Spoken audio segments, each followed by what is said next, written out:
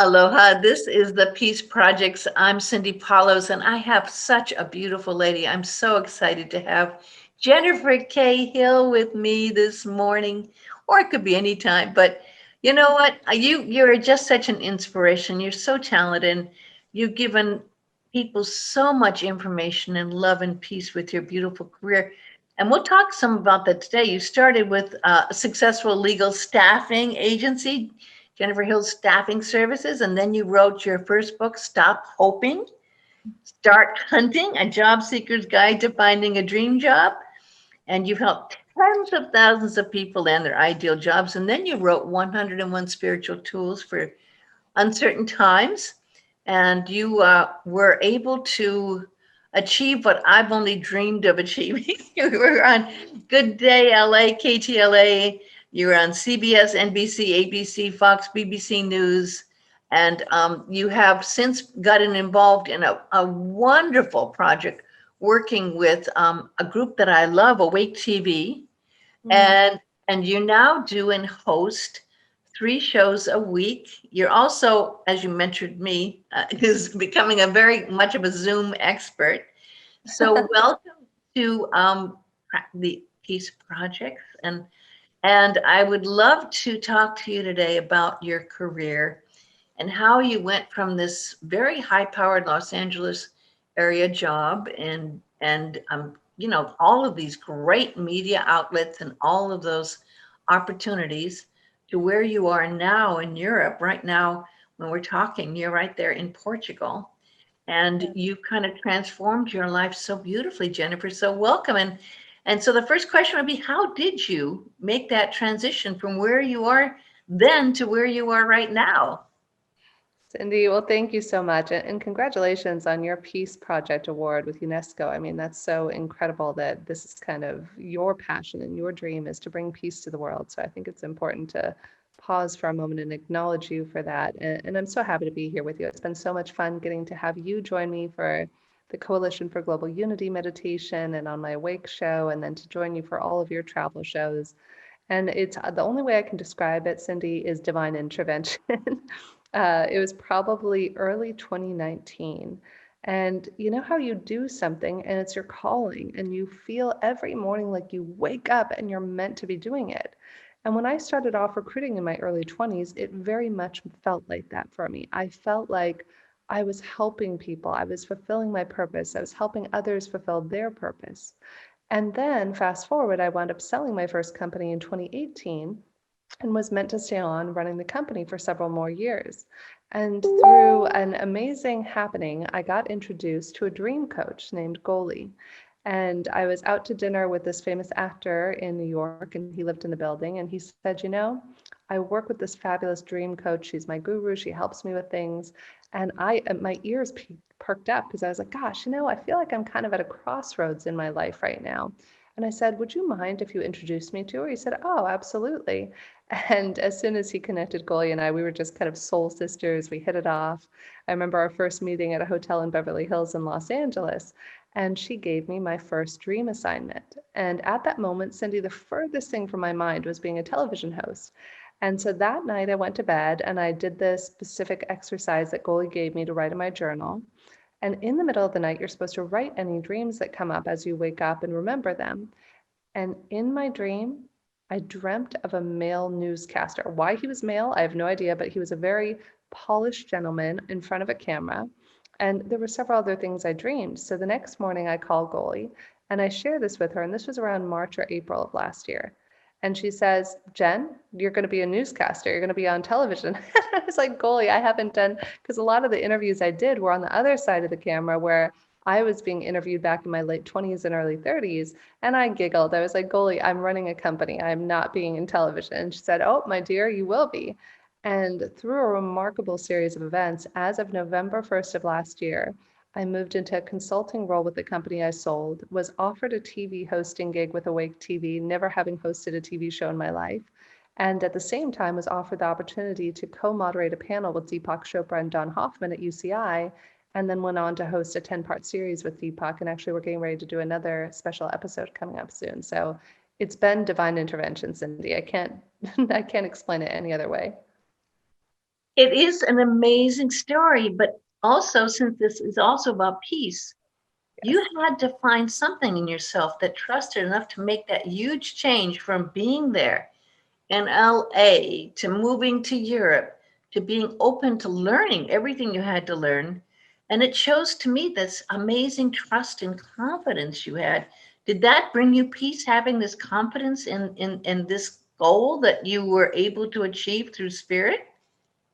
Yes, I think peace comes from inner knowing and trust. In the moments where we have doubts, we have fears, and we have worries, which are all human experiences, I want to be very clear. There is nothing wrong with any of those emotions. They're natural things. One thing that we could do is, instead of pushing away the fear, is to say, oh, I'm choosing to be afraid. Was I scared? Last November, I gave up my apartment in Santa Monica. I had a lovely apartment and I went to go build my second school in Africa. And by the time I got back from building my second school, I had given up my home. I had no home at that point.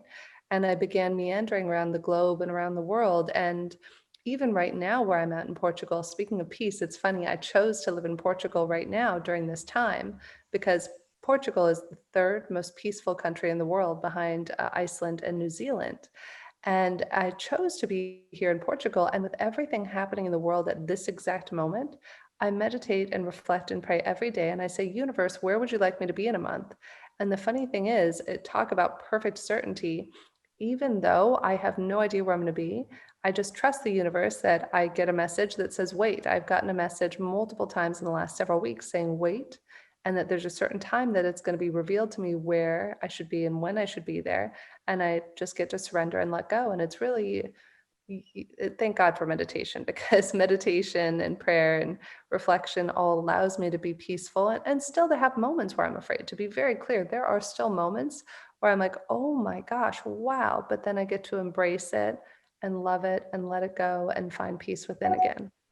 You know, this is a very good point about embracing that fear, but also embracing sometimes that fears from some shadow we may have had. And when most people have gone through this last year, what we've gone through with COVID-19, that brought up huge, huge clouds of fear. In fact, most people I know are afraid to travel at all. And yet you've traveled and moved like 4 times or 5 times, and were able, with this trust that you have, to be able to do what you needed to do to be. And I had no idea, by the way, that Portugal was considered the third most peaceful country. Now, thank you for that. I had no idea. It's great to know. It makes me curious about where America stands with that. But I mean, Right. I'll check that out. But in meditation, how, when you embraced these fears, how did you encounter it and embrace it and own it? And, because this is some of the biggest points that people go through. I remember reading Carlos Castaneda years ago and how he kind of faced his own shadow and had to face what came up. And this, for everyone on the spiritual path, is a huge thing that I think we can learn from. And if we can face our fear, and that may include some shadows, and Mm. embrace it and allow it to be, then we have to go through this huge catharsis. And I think it does include peace, but it's quite a journey. What was that like when you embraced your fear? The better question, Cindy, is what is it like? It's an ongoing process. And I was actually inspired about 2 or 3 weeks ago. One of my teachers and mentors, David Guillaume, hosts a podcast called The Weekly Energy Boost on Mondays. And on his show, he did a whole show on fear. And I've actually put into practice just in the last 3 weeks one of the techniques he recommends in that episode, which I highly recommend checking out the whole thing. And he says, each one of our fears is hiding the light within it. And so, one of our spiritual practices could be to wake up every day and to either write down our fears or mentally think of our fears and to thank each one with gratitude for the light that is going to be revealed on the other side of that fear. As human beings, many of the teachers I've studied with over the years have a similar philosophy that whatever you're most afraid of, whatever the greatest obstacle or challenges that you could ever fathom facing, on the other side of that awaits the miracles, awaits the magic that you've always wanted. And on a side note, of course, many of our biggest fears as human beings is dying.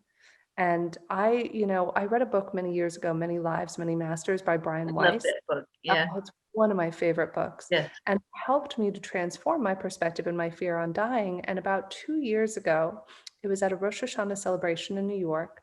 There was a teacher by the name of Michael Berg who shared a story. May I share it with you right now? I Yes, think it please. might. Yeah, so this is one of my favorite stories that I've ever heard about death and dying and life and peace. And Michael said, there was a man, and he's sitting in a restaurant in this old village, and three sages walk by the restaurant and they see some light, a little glimmer of light glowing from outside the restaurant. So they go in just to see where this light is coming from. And they see this man sitting alone by himself at a table having dinner.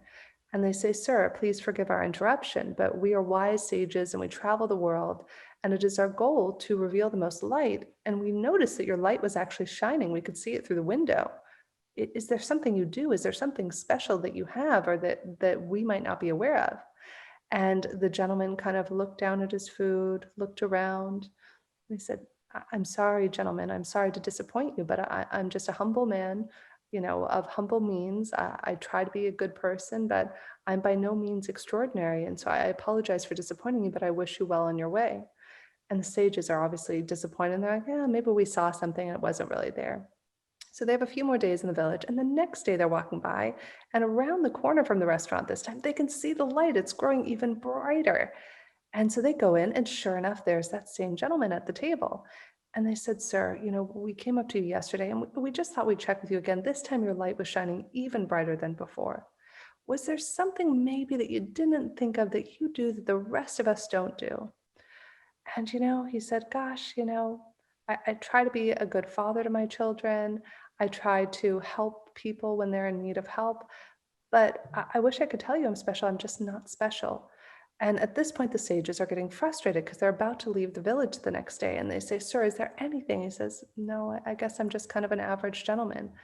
And so they go away again. And now it's the third day, and the sages are getting ready to leave the village. And the whole village is covered in this luminous light from this restaurant. And they go in and they're pleading now with the gentleman. They're like, "Sir, you must tell us, where is this light coming from? You have something that none of the rest of us have. Is there anything you do that the rest of us don't do? A special prayer, perhaps?" And the man says, "Oh, gosh, I just don't know." And the sages are about to give up and walk away. And he says, "Oh, there's this one thing I do. I don't know if everybody else does it, but I'm happy to share it with you if it'll make a difference." And the sages are standing there wrapped with attention. "Yes, please share it."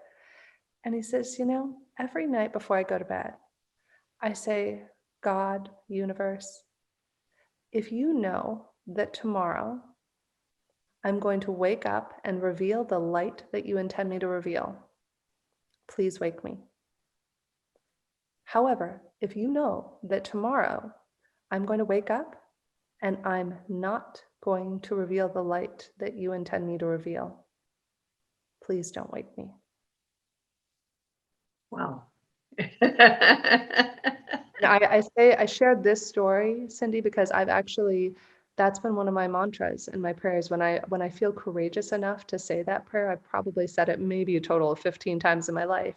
But as I'm on this journey and I notice that my fears get the better of me, I strike up the courage sometimes to say that prayer at night, and I really surrender and I thank the universe for my life. I'm like, wow, thank you for the privilege and honor of whatever it looks like. And that is why I'm able to travel. And that is why I'm able to have certainty, is because I know if I wake up tomorrow and I'm not going to reveal the light that the universe intended me to reveal, then I'm willing to let it go because I'm grateful for the time I've had. That's a very, very powerful story.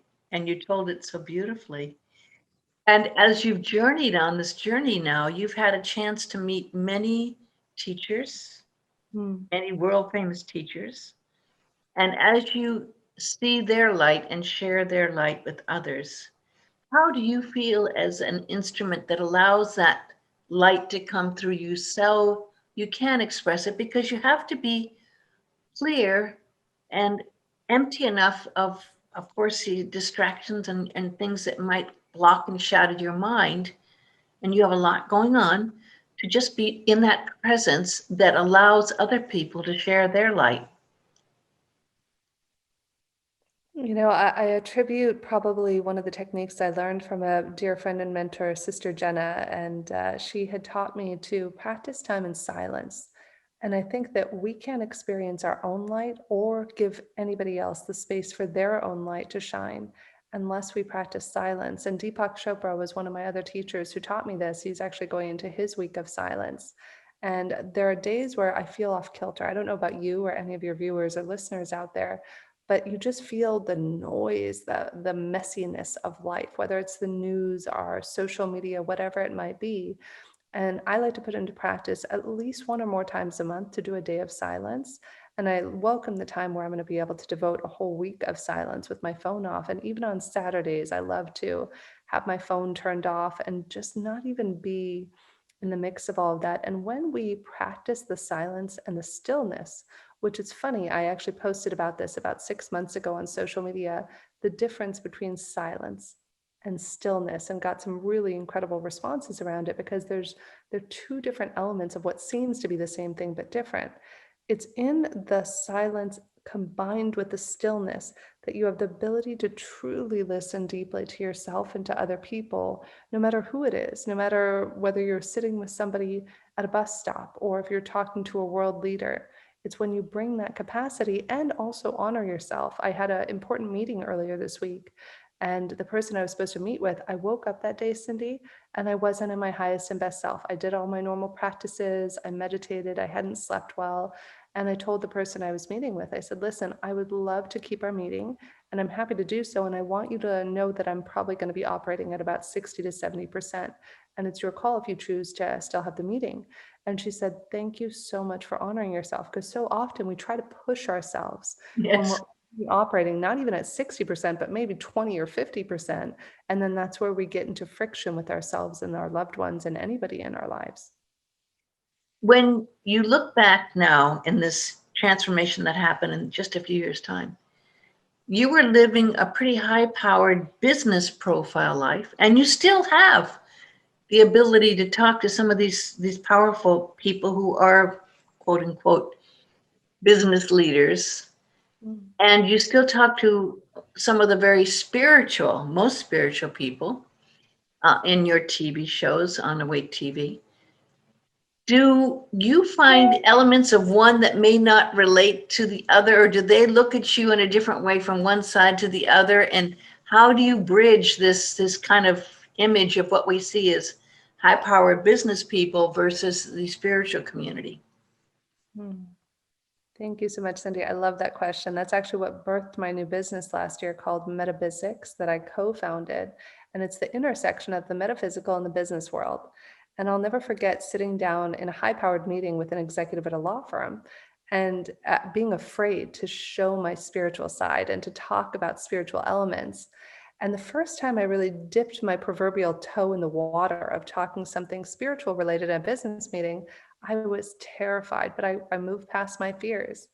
And what I found as time unfolded during all these business meetings is that 90% of my business meetings wound up being about metaphysics and spirituality. And Oh, naturally, the business flowed. And even though, for example, my Monday show at 4 p.m. called Get Yourself the Job, we often interview leading business experts, CEOs, world thought leaders on business.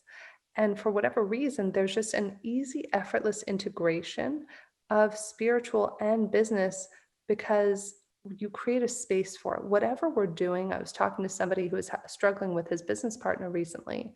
And I said, the best piece of advice I ever got from one of my teachers, who was a business manager, but also was a spiritual gentleman, is he said, people occur through the filter you see them through. Years ago, I had had a team member who was not performing and I was getting ready to terminate.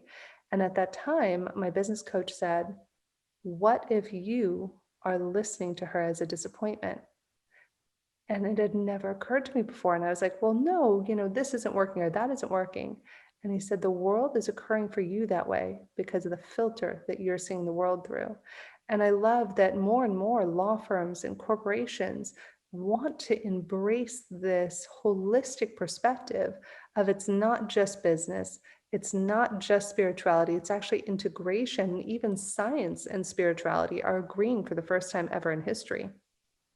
I have to say, I was very surprised, but again, a door opened because of the UNESCO Peace Award. And I was reached by a group of medical professionals here on the island, and they wanted me to talk to them. And I really don't have anything to do with doctors and medical professionals, and there's going to be a talk. And all I could think was, it's like, wow, I mean, here are doctors that meet, and they usually meet on a site, but it's going to be Zoom, obviously. And I'm talking to doctors that I don't usually relate to as understanding peace and spirituality. Yet they reached out to me, and I thought, well, isn't this interesting? How would a doctor, what could they get from the spiritual practice and what could they get from understanding peace? And I had to say, I thought, wow, what the doctors have had to go through this year, what the nurses have had to go through this year. I got, I teach at Insight Timer, and I got an email, actually a message from one of the people that listened to one of my talks there. And she says, I'm so glad I did a talk on fear. She says, I just listened to your talk because I have to do a 12-hour shift in Mm. the intensive care unit of a hospital that is completely overflowing with COVID-19 patients. And I just needed to listen to that right now to get the courage to face 12 hours where the COVID-19 cases are out of control. And I had to be in that. I went, wow, wow, to be able to have the courage. We talk about fear and how you face it, to be able to have that kind of courage that these individuals in the medical community and the first responders are having to face right now is truly amazing. And the gift of having that ability you talked about to overcome your fear is such a powerful tool to have right now. And you find that you can embrace that fear and understand it. And I think if people can learn from your practice of doing this, it can be a breakthrough. And just even that story you had about waking up and being able to shine your light, and again, that overcomes that fear we have as well. And so you're putting yourself on this path that a lot of people would go, how in the world, Jennifer, are you doing? I'm sure you must have friends that see you from a couple of years ago and they look at you and going, how in the world can you be doing what you're doing right now? And they must find you to be kind of a true inspiration, but also kind of an enigma, right? What do your old friends think about your life now? I don't think I've ever walked the normal quote unquote path. It was kind of like that Robert Frost poem, I think it was, of taking the path less traveled. Yeah. And I'm very lucky that the people I surround myself with are my soul sisters and brothers. And so, though nothing I really do surprises them anymore. I shaved my head when I turned, I think it was for my 30th birthday, maybe, or right, no, 28. I was 28 and I shaved my head in honor of a little boy fighting cancer who is now healthy and happy and whole. And there were 400 of us in a radio station and 10 of us shaved our heads. Wow. I think it was around that time, and most of my friends I've had for 10, 15, 20 years. So I think my friends are pretty used to me kind of doing whatever the heck I'm going to do. And they're just like, you do you, Jen. You just, you embrace who you are. You mentioned something I wasn't aware of and we've never really talked about, which is the hospital you started in Africa. And I would like you just to take a few minutes to talk about how that evolved and happened. I would love at some point to be able to have the ability to build a hospital. But right now what I've done is I built 2 schools, Oh, two and there's schools. Mhm. incredible organization I would highly recommend for anybody out there who's ever wanted to make a difference. You can go on track or you could raise money to build your own school. And the organization is called buildon.org. And what you do is you raise $30,000. And for me, probably 15 years ago, I read a book called Half the Sky by Nicholas Kristof and his wife. And he's a Pulitzer Prize winning journalist. And he talks about with his wife how women hold up half the sky and how we need to support them. And in the book, he talks about how with $30,000, you can build a school. And at that time, I began to ruminate and ask, how could I build a school? And I went to Cambodia to try and build a school. and was just going to donate the money directly to a person with a friend of mine who had built a school there. And I just didn't get the right vibe. I love the Cambodian people, but I asked myself, how do you know that the money is going to go to the kids? How do you know the right teacher is going to be there? And I gave up on that dream for many years until July of 2016. I was in a personal development class in Monterey, and a young man sitting next to me, probably 10 years my junior, we were in a program and we were instructed to ask one another, what really matters to you? And he turned and he asked that to me.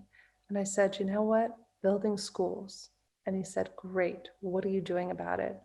And I said, I gave up on that dream. How many of us have been there, right? We have this dream and we give up on it for whatever reason. And he said, I want you to stand up in front of this room of 100 people and share that. And I did. And a wonderful woman named Linda Burgess, who was in the class, she said, I have a connection for you. You're going to call Skylar at Build On Monday. And less than a year later, we were on our way to building our first school. So I built the first school in Nepal with my parents and my ex-husband. And then I built the next school in Senegal last year with my dad. And I plan to build the third school in Malawi in 2021. And do you do a funding online, like a GoFundMe kind of situation? Is that how you? So Build On provides the infrastructure for that. And what I love that Build On does is, for example, in the first school in Nepal, they actually even do adult learning. So you go out there and you physically build a school, and then the children are You able to did? go. You Yeah, went to oh, Nepal? I went to Nepal. I physically built the school there. I was there for about a week, and it's hard work, man. Whew. In the heat, and you're digging, you're dancing, you're celebrating. And what I love is that all the villagers, even if they can't read or write, they put their thumbprint on a contract to promise that they will send their boys and girls to the school. And then you have the celebration ceremony. And being in Africa with my dad last November, it was actually right around this time of year, was just words cannot describe, Cindy, what it's like to be there with my dad, who was like 68, 69 years old. And he's there and we're digging holes in the ground, and, we're communicating with the kids through translators and getting to know the culture and getting to see what it's like. Couscous, by the way, anybody who's ever eaten boxed couscous, ask me to send you the video of the women and what it went through to be out in a remote village in Senegal to make couscous. It took hours of grinding, but what I loved is while they ground the couscous, the actual grain, they danced, and it was a celebration. And albeit it was a 4-hour endeavor, it was just such joyful endeavor that the whole family participated in. What an amazing dream and story that came true. I Yeah. mean, that just boggles my mind, and all I can do is go, wow, thank you for believing you can do it and doing it. And I'd never heard of that organization before, and I really didn't know that side of you at all, which is just like, wow, I'm very impressed. Well, I just love talking with you and communing with you, and you just share such beautiful energy. People can find you on Facebook, but what are other sites, and how can they find out more about you and follow you?